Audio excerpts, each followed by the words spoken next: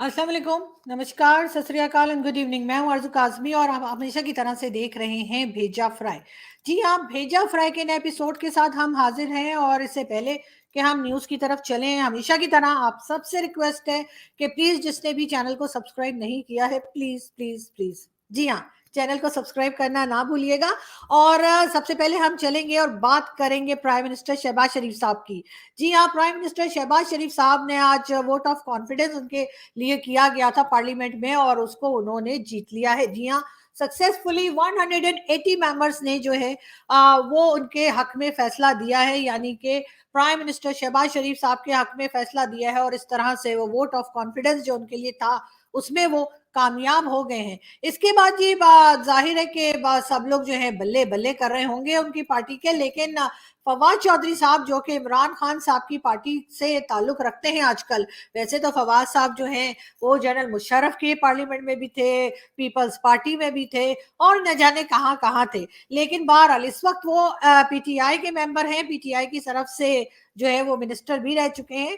तो उनका कहना है कि जी हम नहीं मानते, हम नहीं जानते इस तरह की वोटिंग को और इस तरह की वोट ऑफ कॉन्फिडेंस को हम बिल्कुल भी नहीं मानेंगे। लेकिन बहरहाल सर, आपके मानने ना मानने से कुछ होता नहीं है और वोट ऑफ कॉन्फिडेंस हो चुका है और अब अनाउंसमेंट यही आई है, यही कहा गया है कि जी शहबाज शरीफ साहब जो हैं, जो कि इस वक्त प्राइम मिनिस्टर हैं, वो वोट ऑफ कॉन्फिडेंस में कामयाब पाए गए हैं और इस तरह से फिलहाल गवर्नमेंट कहीं आती जाती दिखाई नहीं दे रही और ना ही शहबाज शरीफ साहब को किसी तरीके से इस वक्त खतरा है कि उन्हें प्राइम मिनिस्टरशिप से हटाया जाए।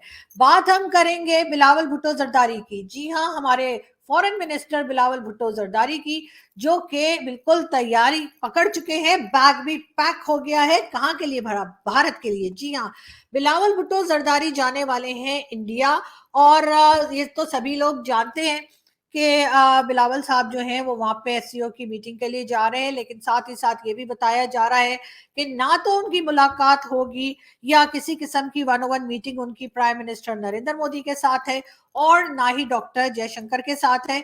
इसलिए जो लोग ये सोच रहे हैं कि अब क्या होगा और किस किस से उनकी मीटिंग इंडिया में होगी, तो वो ये बात जान लें कि इस वक्त बिलावल भुट्टो जरदारी के लिए यही बताया जा रहा है कि वो सिर्फ जाएंगे, उस मीटिंग में शिरकत करेंगे और उसके बाद जी वापस आ जाएंगे। कोई और किस्म की एक्टिविटीज उनकी फिलहाल नहीं बताई गई है। खुद बिलावल साहब ने भी जो प्रेस कॉन्फ्रेंस की और उसमें जो बातें की गई उसमें उन्होंने यही बताया कि हाँ जी वो इंडिया पहुंचेंगे और इंडिया जाने के बाद आराम सुकून से वो वहां पे मीटिंग अटेंड करके और फिर फौरन ही वापसी का टिकट उनका, सॉरी, टिकट अपने अपने जहाज से जा रहे जी, टिकट लेके थोड़ी जा रहे हमारी तरह।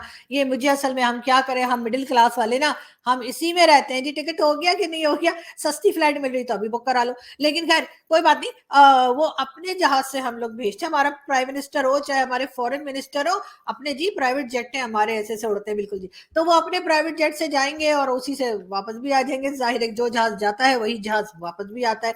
तो जी हाँ, और इसके अलावा उनकी किसी किस्म की कोई मीटिंग नहीं होंगी, ये बताया गया है फॉरेन ऑफिस की तरफ से भी और यही बात की है बिलावल साहब ने भी प्रेस कॉन्फ्रेंस में। उन्होंने यही कहा है कि बस जी मैं जाऊंगा, मीटिंग अटेंड करेंगे, मेरा ख्याल है कुछ खाना पीना होगा जरूर, मतलब भेलपूरी और इस तरह के जो अच्छे अच्छे खाने होते हैं ना इंडियन, बड़े चटपटे किस्म के, मेरे ख्याल है वो तो उनको खिलाई देने चाहिए। आखिर मेहमान है, ऐसी क्या बात हो गई है। तो इसीलिए मैं कह रही हूँ। लेकिन हाँ, एक चीज जरूर है कि कुछ सोशल मीडिया पे कुछ इस किस्म की पिक्चर्स भी जो है वो देखने में आ रही हैं और बताया जा रहा है कि कुछ हिस्सों में इंडिया के जो है वो बाइकआउट किया जा रहा है और कहा यह जा रहा है कि बिलावल साहब जो है वो तशरीफ ना ही लाएं और ना ही तशरीफ लेकर आए इंडिया और अटेंड ना करें मीटिंग को। लेकिन खैर इस तरह के लोग हर जगह होते हैं और इस तरह का बाइकआउट नहीं होना चाहिए। ठीक है, उन्होंने पहले जरूर डॉक्टर जयशंकर हो गए या मोदी जी हो गए, उनके बारे में उल्टा सुल्टा बोला था, लेकिन चले अब हो गया ना, सॉरी कर लेते हैं, ऐसी क्या बात है। थोड़े से टर्म्स बेहतर करने की कोशिश करते हैं, लेकिन टर्म्स बेहतर होंगे कैसे? इसलिए कि ना तो प्राइम मिनिस्टर से उनकी मुलाकात होने जा रही है और ना ही फॉरेन मिनिस्टर से उनकी मुलाकात होने जा रही है। लेकिन बहरहाल कहीं ना कहीं से शुरुआत तो होती है, तो अगर अच्छी बात है अगर वो भारत जा रहे हैं और भारत जाके मतलब एक दिन के लिए जा रहे हैं, बताया यही जा रहा है कि एक दिन का विजिट है सिर्फ, मगर हम कुछ ना कुछ अच्छे की उम्मीद रखते हैं और यकीनन उस दिन सारा मीडिया जो है वो सिर्फ और सिर्फ यही कवर करने में लगा रहेगा कि आखिर किस तरह से पाकिस्तान के फॉरेन मिनिस्टर पहुंचे और क्या बात हुई और कैसे वापस आए। हम भी आपको अपडेट देते रहेंगे। जाहिर है हम यही करने बैठे हैं आपके लिए, हम कौन सा बैठ के चिलगोजे खा रहे हैं। लेकिन हाँ, एक बात जरूर है कि ये लोग जो प्रोटेस्ट कर रहे हैं, मेरा ख्याल है ये नहीं होना चाहिए, इसलिए कि खामखा देखे ना, एक छोटी सी कोशिश है कि जिससे दोनों कंट्रीज जो है वो आपस में बातचीत करना दोबारा से शुरू करें और जरा से टर्म्स बेहतर हो। वो सब तो ठीक है, लेकिन साथ साथ DGIS-PR की जो प्रेस कॉन्फ्रेंस थी उसमें जरूर उन्होंने अजीब अजीब बातें की। एक तरफ तो आप फॉरेन मिनिस्टर को कह रहे हैं कि जाइए जी इंडिया, और इंडिया जाकर बातचीत कर कर आइए और मीटिंग में शिरकत कीजिए, और दूसरी तरफ जो है वो DGIS-PR जो है वो अजीब अजीब बहकी बहकी बातें करते हैं। कभी वो कहते हैं कि जी हम जंग को भारत तक के घर तक ले जाएंगे, कभी कहते हैं कश्मीर के ऊपर बात शुरू कर देते हैं, कहते हैं ना तो अटूट अंग था, ना है, ना होगा, और इसी किस्म की बातें। लेकिन हमारे साथ कई, आप जानते हैं कि एक्सपर्ट्स भी आते हैं, सीनियर जर्नलिस्ट भी आते हैं और दूसरे लोग। तो हमने अनीक नाजी साहब से भी ये सवाल किया था कि आखिर DGIS-PR ने इस किस्म की प्रेस कॉन्फ्रेंस क्यों की है। तो हम आपको अनीक नाजी के इंटरव्यू से वो क्लिप दिखाते हैं। हो सकता है आप में से कुछ लोगों ने वो इंटरव्यू मिस कर दिया। तो बहरहाल ये एक क्लिप मैं आप लोगों के लिए स्पेशली दिखा रही हूँ। तो इन्होंने प्रेस कॉन्फ्रेंस की थी, उसमें मतलब इंडिया हमें कुछ भी नहीं कह रहा, खामखा इंडिया को बीच में घसीट के हम ये कर देंगे, हम घर पे घुस के मारेंगे, हम वहां तक पहुंच जाएंगे, हम कश्मीर, मतलब ये चीजें इस वक्त बात करने की जरूरत क्या है, जबकि आपका फॉरेन मिनिस्टर भारत जाने के लिए तैयार बैठे, आप उस वक्त इंडिया को तड़ियां लगा रहे हैं खामखा की। अच्छा, ये इसको बिल्कुल आप नजरअंदाज कर दिया करें, ये बिल्कुल ऐसा ही है जैसे वो भी लगाते रहे हम भी लगाते रहे, इन बातों का मतलब कुछ नहीं होता। ये जो कल उन्होंने कहा है इसका पस मंजर है हामिद मीर और नसीम ज़हरा की वो गुफ्तगू जो जनरल बाजवा के हवाले से उन्होंने इंकशाफ किया था, वो वैसे उसका भाजपा जवाब साहब ने वैसे भाजपा साहब ने क्या गलत कहा था, फ्यूल हमारे पास नहीं है, 2 दिन का असला है, मतलब 2 दिन लड़के क्या करेंगे, तो बेहतर है दोस्ती कर ले। भाजपा साहब ने गलत तो नहीं कहा। हाँ, लेकिन वो बाजवा ने बेसिकली जिस तरह से इस केस को प्रेजेंट किया था ना, वो तरीका गलत है। देखिए, इंडिया से दोस्ती जो है ना, मैं ये नहीं कहता मतलब है बराबरी, एक 5 गुना बड़ा मुल्क है हम, मतलब, लेकिन बरतानिया भी तो एक छोटा सा मुल्क है ना, इकोनॉमी बहुत बड़ी है। मैं ये कह रहा हूँ कि इस तरह से मिन्नत तरला करके अगर इंडिया के पास आप जाएंगे ना, मिन्नत तरला करके कि हम भूखे मर गए, हमारे पास थी पैसा ही उसमें, कुछ मतलब नहीं इंडिया है, हमें कुछ भी नहीं कह रहा, खामखा इंडिया को बीच में घसीट के हम ये कर देंगे, हम घर पे घुस के मारेंगे, हम वहां तक पहुंच जाएंगे, हम कश्मीर, मतलब ये चीजें इस वक्त बात करने वो की जरूरत क्या है, वो जबकि जरूरत। आपका फॉरेन मिनिस्टर भारत जाने के लिए तैयार बैठे, आप उस वक्त इंडिया को तड़ियां लगा रहे हैं खामखा की। अच्छा, ये इसको बिल्कुल आप नजरअंदाज कर दिया करें, ये बिल्कुल ऐसा ही है जैसे वो भी लगाते रहे हम भी लगाते रहे, इन बातों का मतलब कुछ नहीं होता। ये जो कल उन्होंने कहा है इसका पस मंजर है हामिद मीर और नसीम ज़हरा की वो गुफ्तगू जो जनरल बाजवा के हवाले से उन्होंने इंकशाफ किया था, वो वैसे उसका भाजपा जवाब साहब ने दे रहा हूँ। वैसे भाजपा साहब ने क्या गलत कहा था, फ्यूल हमारे पास नहीं है, 2 दिन का असला है, मतलब 2 दिन लड़के क्या करेंगे, तो बेहतर है दोस्ती कर ले। भाजपा साहब ने गलत तो नहीं कहा। हाँ, लेकिन वो बाजवा ने बेसिकली जिस तरह से इस केस को प्रेजेंट किया था ना, वो तरीका गलत है। देखिए, इंडिया से दोस्ती जो है ना, मैं ये नहीं कहता मतलब है बराबरी, एक 5 गुना बड़ा मुल्क है हम, मतलब, लेकिन बरतानिया भी तो एक छोटा सा मुल्क है ना, इकोनॉमी बहुत बड़ी है। मैं ये कह रहा हूँ कि इस तरह से मिन्नत तरला करके अगर इंडिया के पास आप जाएंगे ना, मिन्नत तरला करके कि हम भूखे मर गए, हमारे पास पैसा ही कुछ नहीं है, हम खुदा के वास्ते मदद कर दो, तो वो फिर कोई उससे तो बेहतर है भूखे मर ही जाओ फिर।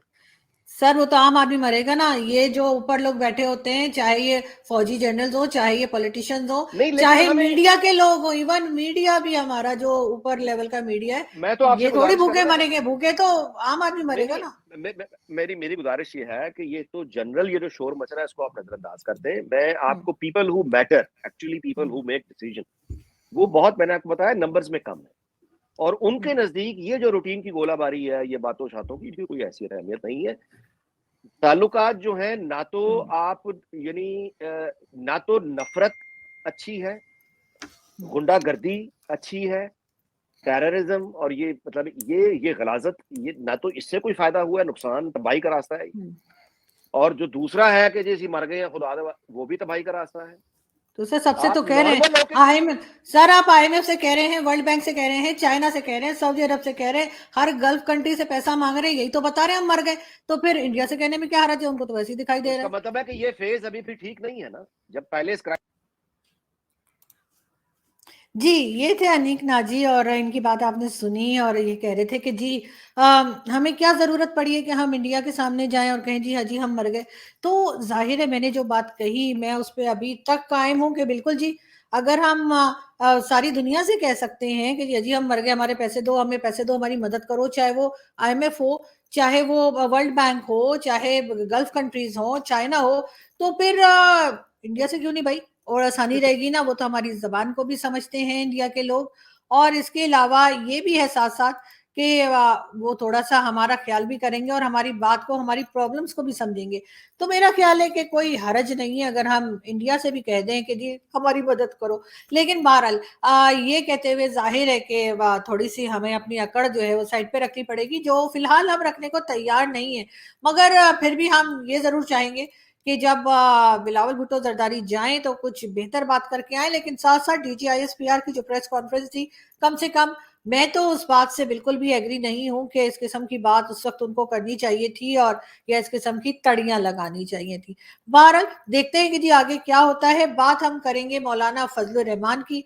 मौलाना फज़लुर रहमान का कहना है कि जी तहरीक-ए-इंसाफ से किसी जगह भी बातचीत नहीं हो सकती। जी हाँ, पीएमएलएन का कहना है, बल्कि पीएमएलएन से जमात इस्लामी वाले कह रहे हैं कि पीटीआई से बात करनी चाहिए, पीटीआई के लोगों से बात करनी चाहिए, लेकिन मौलाना फजलुर रहमान का कहना ये है कि जी पीटीआई से किसी जगह पर भी बात नहीं हो सकती और ये कहना है मौलाना फजलुर रहमान का। मौलाना साहब काफी ज्यादा नाराज नजर आते हैं पीटीआई के लोगों से।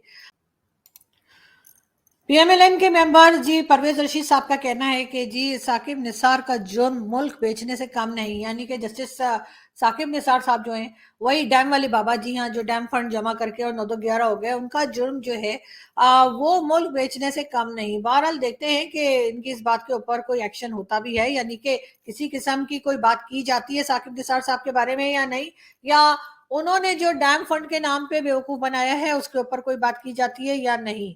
इसके अलावा जी आसिफ अली जरदारी साहब का कहना है ये हमारी हुकूमत नहीं है, बल्कि इस हुकूमत में शरीक हैं। जी हाँ, आसिफ अली जरदारी साहब का कहना है कि हुकूमत उनकी नहीं है, यानी कि ये हुकूमत पीपल्स पार्टी की नहीं है, सिर्फ इस हुकूमत में शरीक है। तो सर शरीक तो हर कोई इस हुकूमत में है, ना सिर्फ इसमें बल्कि इमरान खान के टाइम में भी हर कोई शरीक था और ये कोलेशन की गवर्नमेंट तो हमेशा से बनती आई है और हमेशा ही शायद बनती रहेगी, क्योंकि कभी भी कोई अकेली पार्टी इतनी स्ट्रांगली सामने नहीं आ पाई जिसको हम ये कह सकें कि ये अकेले ही गवर्नमेंट बना लेंगे। इसी वजह से डिफरेंट पार्टीज जो है उनको पकड़ पकड़ के लाया जाता है और गवर्नमेंट जो है स्टैब्लिश की जाती है। स्टैब्लिश करने से मुझे याद आया कि जी एमक्यूएम ने धमकी दे दी है कि जी हम गवर्नमेंट के साथ नहीं रहेंगे, गवर्नमेंट में से निकल जाएंगे। जी हाँ, एमक्यूएम जिस कभी जब कभी भी इस किस्म की कोई धमकी लगाती है तो उसका मतलब यही होता है कि एस्टेब्लिशमेंट की तरफ से कह दिया गया है कि बेटा निकल लो, फूट लो यहाँ से। क्योंकि एमक्यूएम हो चाहे पीएमएल क्यू हो, ये सारी पार्टीज वो हैं जो कि एस्टेब्लिशमेंट ने खुद ही बनाई है। चाहे इवन पीटीआई को भी यही कहा जाता है कि पीटीआई भी एक तरह से एस्टेब्लिशमेंट की ही पार्टी है। जिस वक्त गवर्नमेंट एस्टेब्लिशमेंट को बनानी होती है तो ये सारी छोटी छोटी पार्टीज जो हैं, चाहे एमक्यूएम हो, चाहे पीएमएल क्यू हो या और कई दूसरी पार्टीज, ये आकर उस पॉलिटिकल पार्टी के साथ मिल जाती हैं जिस पार्टी को सामने लाना होता है, जिसकी गवर्नमेंट बनवानी होती है और जिस वक्त उस गवर्नमेंट को गिराना होता है, यानी कि तो उसके साथ ही ये पार्टीज एक एक करके बाहर निकलना शुरू कर देती है। तो अब जी वैसे तो शहबाज शरीफ साहब ने वोट ऑफ कॉन्फिडेंस जीत लिया है, लेकिन उसके साथ साथ ये वाला मरहला अभी रहता है, ये वाला चैलेंज उनके सामने है कि जी एमक्यूएम ने कह दिया है कि जी हम गवर्नमेंट से निकल जाएंगे, क्योंकि एमक्यूएम जो है वो कुछ ना कुछ गवर्नमेंट से नाराज है और इस बात को लेकर कहा यही जा रहा है कि शायद एस्टेब्लिशमेंट ने, बोले तो भाई लोग ने और एजेंसीज ने जो है वो एमक्यूएम से ये कहा है कि यहाँ से निकल जाओ।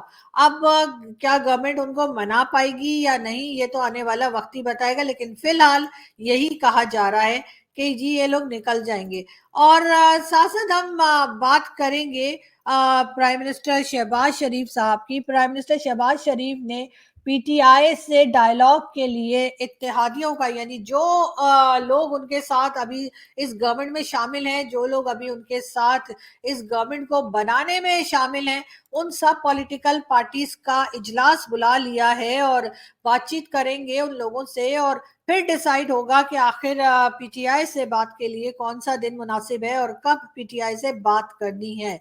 हम जी बात करेंगे आर्मी चीफ की, जो आजकल चाइना के विजिट पर हैं। सरहदों की हिफाजत से ज्यादा इंपॉर्टेंट कुछ भी नहीं, ये कहना है जी हमारे आर्मी चीफ का। और आजकल वैसे वो चाइना गए हुए हैं और 4 दिन के चाइना के विजिट पर हैं और वापस आएंगे तो तब पता लगेगा कि जी आखिर करने क्या गए थे। वैसे तो यही कहा जा रहा है कि जी वहां पर जो है डिफेंस के बारे में बात की जाएगी और कई दूसरी तरह की चीजें डिस्कस की जाएंगी चाइना से। लेकिन बहुत से लोगों का यह भी मानना है कि जो लोग बात कर रहे हैं कि पाकिस्तान में इमरजेंसी लगने वाली है, पाकिस्तान में मार्शल लॉ आने वाला है, वगैरह वगैरह वगैरह, तो फिर अगर ऐसा ही सब कुछ होता और वाकई सीरियसली ऐसा कुछ होने जा रहा होता तो यकीनन आर्मी चीफ फिल्म मुल्क के अंदर ही रहते। लेकिन इस वक्त आर्मी चीफ जो है वो चाइना गए हुए हैं, इसका मतलब है कि सब कुछ ठीक है और शांति ही शांति है, अभी ऐसा कुछ होने नहीं जा रहा। वैसे बहुत से लोगों का ये भी कहना है कि इस वक्त भी एक तरह का मार्शल लॉ ही है पाकिस्तान में, और ना सिर्फ अभी बल्कि इमरान खान के टाइम में भी ऐसा ही था। इमरान खान एक तरफ तो कहते हैं कि जी बाजवा साहब ने मुझे कोई काम ही नहीं करने दिया, हर चीज में वो इंटरफेयर करते थे और मेरे तो बस में ही कुछ नहीं था, और बाजवा साहब ने मेरी गवर्नमेंट गिरा दी, बाजवा साहब ने मेरी सीट ले ली, बाजवा साहब ने मेरी प्राइम मिनिस्टरशिप ले ली, वगैरह वगैरह। और दूसरी तरफ वही इमरान खान कहते हैं कि जी मैंने बाजवा साहब के कहने से पंजाब और केपीके की असेंबलीज जो है वो दोनों डिसॉल्व कर दी। अब समझ में नहीं आ रहा कि इमरान खान साहब इतनी बार बाजवा साहब के हाथों मामू बनने के बाद बार बार क्यों उनकी बातों में आ जाते हैं और क्यों उनकी बातें सुन लेते हैं। दूसरी तरफ बाजवा साहब अभी तक बड़े एक्टिव नजर आ रहे हैं पॉलिटिक्स में भी और पॉलिटिक्स से बाहर भी, वरना तो उनका कहना यही था कि मैं एक गुमनामी की जिंदगी गुजार लूंगा। और यानी कि रिटायरमेंट के बाद उनका ख्याल यही था, उन्होंने कहा यही था कि वो कोई गुमनामी की जिंदगी गुजारने की मतलब ख्वाहिश रखते हैं, इरादा रखते हैं। लेकिन फिलहाल ऐसा होता हुआ हमें तो दिखाई नहीं दिया। बात करेंगे इमरान खान की, तो इमरान खान ने जलसों में जनरल बाजवा ने को मीर जाफर कहने का मशवरा भी जनरल बाजवा ने दिया था। खैर ये तो लोगों ने मजाक में इमरान खान की बात को लेकर और क्या कुछ बना डाला है, ये मेरा ख्याल है खान साहब ने नहीं कहा, किसी ने वैसे ही शरारत में ये बात जो है खान साहब के साथ लगा दी है। यानी कि इलेक्शन कमीशन की जानिब से आम इंतखाबात के लिए 54 बिलियन का मुतालबा था, ये कहना है जी इसाक डार साहब का। इसाक डार साहब का कहना है कि इलेक्शन कमीशन ने 54 बिलियन रुपीज, डॉलर नहीं रुपीज, ठीक है ना, जी हाँ 54 बिलियन रुपीज मांगे हैं इलेक्शंस के लिए। अब मिलेंगे या नहीं ये तो मालूम नहीं, लेकिन बहरहाल मांग लिए, मांगने में क्या है भाई, मांग तो लेना चाहिए। मैं तो कहती हूँ जिस कंट्री के पास भी हम पैसे मांगने के लिए भी जाते हैं उनको एक हम अपने इलेक्शंस का बजट भी दे दें तो अच्छा होगा। हालांकि मेरा तो आज भी यही मानना है कि पाकिस्तान में इलेक्शंस होने ही नहीं चाहिए। पाकिस्तान में सिर्फ और सिर्फ एजेंसीज और एस्टेब्लिशमेंट को डिसाइड करना चाहिए कि कल से प्राइम मिनिस्टर कौन होगा और गवर्नमेंट कौन सी पॉलिटिकल पार्टी चलाएगी। उसके बाद उसको आप टीवी पे दे दीजिए, बता दीजिए, अनाउंसमेंट कर दीजिए और कह दीजिए कि जी कल से ये लोग, ये एक्स वाई जेड जो भी नाम हो, वो ये पॉलिटिकल पार्टी कल से जो है वो हुकूमत चलाएगी और ये लोग आपके प्राइम मिनिस्टर होंगे, ये आपके फॉरेन मिनिस्टर होंगे, कहानी खत्म। खामाखाई वोट डालने के लिए लोग जाते हैं और होता वही है जो मंजूर है भाई लोग होता है। जी हाँ, तो इसलिए भाई लोग को चाहिए कि इलेक्शन का भी सिस्टम बदले, पैसा बचाइए, आपको कल काम आएगा। वैसे बहुत कहा जाता है कि जी हम बड़ा एतराज करते हैं अपनी एजेंसीज के ऊपर, हम बड़ा एतराज करते हैं अपनी फौज के ऊपर, तो मुझे बता दीजिए कि जी वो कौन सी फौज है, किसी भी कंट्री की, मतलब कौन सी कंट्री की फौज है जो डीएचए बनाती है, कौन सी कंट्री की फौज है जो इतने बिजनेसेस चलाती है, इतने बिजनेस एम्पायर्स होते हैं जिनके फौजी जब रिटायर होते हैं, यानी ऊपर लेवल के, हाई लेवल के जब फौजी रिटायर होते हैं तो इतना पैसा उनके पास होता है। ये हुनर और ये गुण और ये जुगाड़ सिर्फ और सिर्फ पाकिस्तान आर्मी के पास है, सिर्फ और सिर्फ पाकिस्तान की एजेंसीज को ही आता है और किसी को नहीं आता। लेकिन खैर हमें क्या जी, हम तो सीधे साधे लोग हैं, हमें तो ऐसी फजूल की बातें करने की आदत नहीं है। ठीक है सर, खाइए कमाइए, हम वैसे भी हम क्या कर लेंगे, हम बोलते रहेंगे, बोलने से कोई फर्क थोड़ी पड़ता है। इसलिए कि बहुत से लोगों का ख्याल है कि शायद हम बात करते रहेंगे, यूट्यूब पे बात करते रहेंगे, सोशल मीडिया पे बात करते रहेंगे, तो उससे भाई लोगों को शर्म आएगी और वो कहेंगे बस भाई बस, अब इस तरह की बातें हमने नहीं करनी, इस तरह के काम हमने नहीं करने। लेकिन मुझे ऐसा लगता है कि ऐसा कुछ होने नहीं जा रहा और हमारी बातों से ना तो किसी को कोई फ़र्क पड़ रहा है, ना किसी को शर्म आ रही है और ना ही कोई सुधरने का नाम ले रहा है। क्योंकि जो कुछ जैसा पहले चल रहा था, अभी तक पाकिस्तान में चीज़ें कुछ उसी तरह से चलती हुई हमें दिखाई दे रही हैं, कुछ भी चेंज होता हुआ दिखाई नहीं दे रहा। पाक फौज हर किस्म के खतरे के खिलाफ पाकिस्तान की खुद मुख्तारी और इलाकाई सालमियत के डिफेंस के लिए पुरअज़म है। बिल्कुल, बिल्कुल आप ठीक कह रहे होंगे और यही बात है जिसकी वजह से अभी तक आईएमएफ से लोन नहीं मिला है। लेकिन जैसे ही मिलेगा सबसे पहले आप बजट ले लिएगा, किसका भला? डिफेंस बजट ले लिएगा। बहुत से लोग ये भी कह रहे हैं कि जी भला डीजीआईएसपीआर को इतनी अजीब-ओ-गरीब प्रेस कॉन्फ्रेंस करने की क्या ज़रूरत थी? तो उसकी वजह ये है कि दुकानें ठंडी पड़ी हैं, मतलब कुछ है ही नहीं सेकने के लिए, कुछ है ही नहीं सेल करने के लिए। भारत को हर किस्म से लताड़ लिया, हर किस्म की बातें कह ली, सब कुछ कह लिया, लेकिन मोदी जी जो हैं वो वहां से इतना भी नहीं कर रहे कि एक पायलट और जहाज ही भेज दें यार, ऊपर से ऐसे चक्कर लगा के सिर्फ जो है ना वो चावल के थैले ही फेंक दें और उसके बाद चला जाए डरा डरा के हम लोगों को। तो फिर ये होगा कि जी देखो इंडिया ने हमला कर दिया, ये देखो जी वो आए तो थे बम फेंकने लेकिन चावल का थैला फेंक के चले गए। तो उससे ये होगा कि आपके बम भी ज़ाया नहीं होंगे, हमें चावल भी मिल जाएँगे, लेकिन साथ-साथ हमारी आर्मी का भी कुछ भला हो जाएगा इसलिए कि फिर ज़ाहिर है डिफेंस बजट लेंगे और फिर गोले-बारूद ये खरीदेंगे, मतलब ₹10 के गोले-बारूद लेंगे और बाकी ₹90 के अपने प्लॉट-श्लॉट बना लेंगे डीएचए वगैरह में। तो समझा करें ना, एक तो बिज़नेस माइंडेड नहीं है, बिल्कुल भी इंडिया के लोगों को बिज़नेस नहीं आता, वरना अभी तक समझ गए होते कि जब हमें कुछ कह ही नहीं रहे, हम फिर भी उठ-उठ के कुछ बोल रहे हैं, तो उसकी बात तो ज़ाहिर है बिल्कुल असल बात यही है कि इस वक़्त जैसा मैंने कहा कि बिज़नेस एकदम ठप पड़ा है, मतलब और बाकी चीज़ें तो वैसे ही नहीं चल रही, तो हमारा ये जो अ, कश्मीर वाला चूरन था, वो भी सेल होना बंद हो गया है। तो थोड़ा-सा मेरा ख़्याल है कि हौसला रखना चाहिए, थोड़ी-सी और कोशिश करनी चाहिए। यकीनन जैसे ही इंडिया जो है वो G20 और एचसीओ और इस तरह की मीटिंग से फ्री हो जाएँगे और कुछ करने के लिए नहीं होगा, तो उनको फिर वो हमें सुन भी लेंगे कि देखो जी हम धमकी लगा रहे हैं, हम घर में घुस के मारेंगे। ये और बात है कि हम एक बार घुसे थे, आपको याद होगा कारगिल वॉर के ज़माने में, तो उस वक़्त हम किस तरह से सर पे पाँव रख के वापस भी भागे थे। तो मेरा ख़्याल है कि 4 जंगें मतलब लड़ने के बाद या हारने के बाद या कुछ भी होने के बाद जो है वो हमें अकल नहीं आई और जिस वक़्त अकल बँट रही थी, उस वक़्त शायद हम आटे की लाइन में लगे हुए थे। मुझे तो ऐसे ही लगता है। क्या उस वक़्त भी आटा नहीं मिल रहा था? अच्छा अ, हाँ, मुझे लगता है उस वक़्त भी आटा नहीं मिल रहा था। क्योंकि आटा तो हमेशा से ही है ना दुनिया में, तो जिस वक़्त अकल बँट रही थी, उस वक़्त हमारे लोग जो थे वो पाकिस्तानी सारे आटे की लाइन में लगे हुए थे। तो इस वजह से मुझे लगता है कि बस बहुत हो गई ना, मतलब अब मुझसे और नहीं बोला जा रहा। मैं जा रही हूँ और वैसे भी आपको पता है फ़िज़ूल की बातें तो मैं करती नहीं हूँ। तो आपसे मुलाकात होगी नेक्स्ट वीडियो में। अपना बहुत सारा ख़्याल रखिएगा, हँसते रहिए, मुस्कुराते रहिए और बाकी जी लाइफ़ है, सब चलता है जी, लाइफ़ है, सब ठीक हो जाएगा। तो उम्मीद अच्छे की रखते हैं और बिलावल भुट्टो आ रहे हैं, तो अगर जब वो वापस आने लगे तो प्लीज़ आप में से अगर कोई मुझे सुन रहा है इंडिया में, ख़ास तौर पे प्राइम मिनिस्टर नरेंद्र मोदी जी, तो मोदी जी 1 डब्बा सिर्फ़ मुझे चाहिए एमडीएच की लाल मिर्च, देगी लाल मिर्च प्लीज़, ठीक है ना? क्योंकि वो सालन का रंग कुछ ठीक नहीं आ रहा। तो इसलिए प्लीज़ मोदी जी 1 डब्बा बस वो उनको दे दिएगा तो थैंक यू वेरी मच हो जाऊँगी मैं। बहुत शुक्रिया, आपसे मिलती हूँ नेक्स्ट वीडियो में। Thank you.